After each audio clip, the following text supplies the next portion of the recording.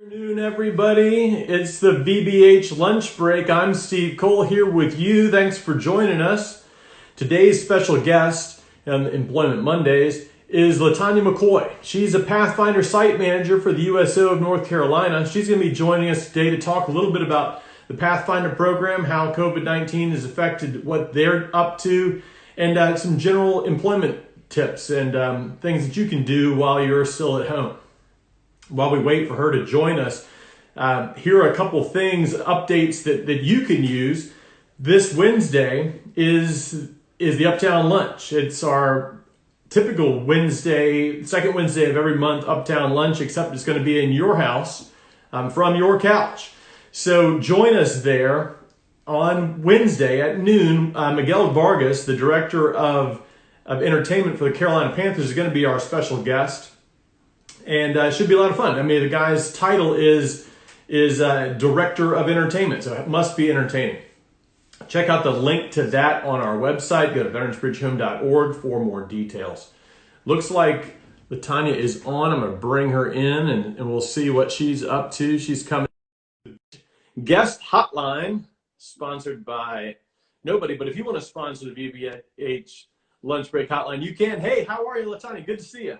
I'm doing well. How are you doing today, Stephen? Look, I can't complain. It's another beautiful sunny day. If I've got to be stuck at home, at least the weather's nice. Yes, it is. So, hey, tell us a little bit about the USO Pathfinder program. There's some of us that may not know exactly what that's all about. So Pathfinder is the USO's transition program. It is a strictly voluntary program, and it's offered to transitioning service members, military spouses, and then also to our Reserve and National Guard members. We basically will help them with their transition process. When it comes to spouses, we're normally getting spouses that are PCSing to new locations. So what we do is we offer our services to transitioning service members a year pre-transition to a year post-transition. For the spouses, we're going to offer it to them anytime during their spouse's military career up until that 1 year post-transition. And then to take care of our Reserve and Guard members, we're working with them anytime during their career up until the year after they're out of service. Great. That's important to note. It's not just the service member, but it's the spouse as well. And so, yes. And all components, Guard, Reserve, active duty. Yes, sir. And it does not matter what the reason for your transition is. Okay, we are here to help. That is our main focus, is making sure that we're helping out our transitioning service members, the spouses, and then those Guard and Reserve members. Want to make sure that they're able to transition into whatever it is they want to do next. Super. And so if I'm a service member and I'm transitioning or already transitioned, so I'm technically not a service member anymore, how much time do I have to take advantage of the program? You still have us for 1 year. Okay, so that's the great thing for our with our program, is that you do still have us for the 1 year after you are out of service.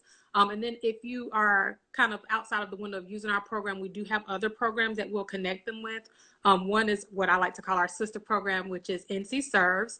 The USO of North Carolina works very closely with all of North Carolina Serves, but we will work extremely closely with the central staff. Because they fall under the USO. So if they're not in their window of being able to use Pathfinder because they're more than a year out, it's okay.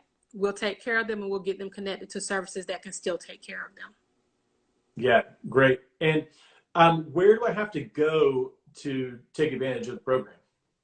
So you can register online or on our app. I would suggest doing it online because it gives us a lot of background information on you to help out with the very first appointment that we'll set up. So you can go to our website, which is the uso.org/Pathfinder, all one word. And what you do is you just register for the program. And the great thing about Pathfinder 2 is that we actually have 19 locations total. So when you go in and register, you have to select your location. So, of course, if you are in North Carolina, you're going to select North Carolina. But unfortunately, we do not have a location in every state. So because of that, sometimes what you're going to have to do is pick the location that's closest to you. So for us, excuse me, in North Carolina, we take care of some people in South Carolina and Tennessee as well. Oh, great. That's good to know. Yes. Paul Bill 86 asks, I think we know Paul Bill 86. That's not actually his age. I'm not sure what 86 stands for. But Paul Bill 86 asks, what are some of the content in the Pathfinder program? Oh, so we're working with the clients to make sure that we're connecting them to things like employment, resources, education, volunteer, VA benefits, family strength and wellness, housing, legal. It's a whole lot of services that we have here to help them out to make sure that they're getting exactly what they need. Great. And how is there a typical length of the Pathfinder program, or is it sort of as you need things, you can just take advantage of them? You can take advantage of it as you need it. So what happens is we do have it where if the client feels that they have met everything that they needed, they've reached their goals, and they don't need the program, then we can close out their case. Now, they can always re-register for the program as long as they're still in their window of using the program. So that's another great thing about it. I've had a client who actually was moving to California, and he was like, hey, well, you did such a great job, and I have the job already set up now in California. Can we close me out? And I was like, yep, but you still have us, because he's right at a year post-transition. Nice. So if he wants to come back in, he can come back in. Great. Yeah, and I think that connection to the NC Serves network is important. Yes. Veterans Bridge Home is in that network as well. So if you're leaving Camp Lejeune or Fort Bragg or Fort Jackson, and you are using the Pathfinder program, you can get referred back into the system. And so your year could run out with Pathfinder program, but your time with NC Serves network will endure for the rest of your time as a veteran as things change. So yes, true. This is so true. So what are you seeing out there on the front lines talking to transitioning service members and newly minted veterans? How is COVID-19 affecting your program, and how is it affecting our servicemen and women out there? So we have transitioned to strictly virtual events, of course. Normally here at our site, we do a workshop called Operation Exit Strategy, and we do that about once a month.